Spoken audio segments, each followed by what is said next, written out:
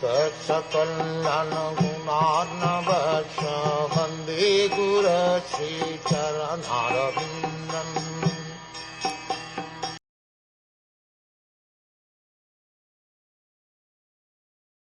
O Lord, you assume incarnations for the creation, maintenance and dissolution of the cosmic manifestation, and therefore we all take shelter of your lotus feet because they always award remembrance and courage to your devotees.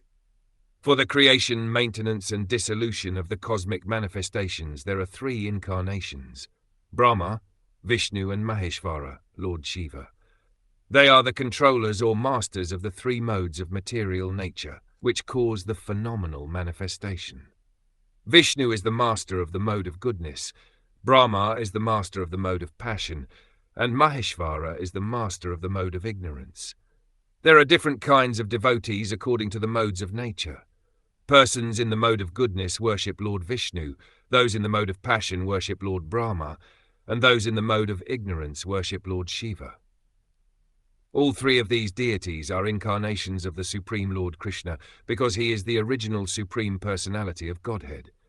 The demigods directly refer to the lotus feet of the Supreme Lord and not to the different incarnations. The incarnation of Vishnu in the material world is, however, directly worshipped by the demigods.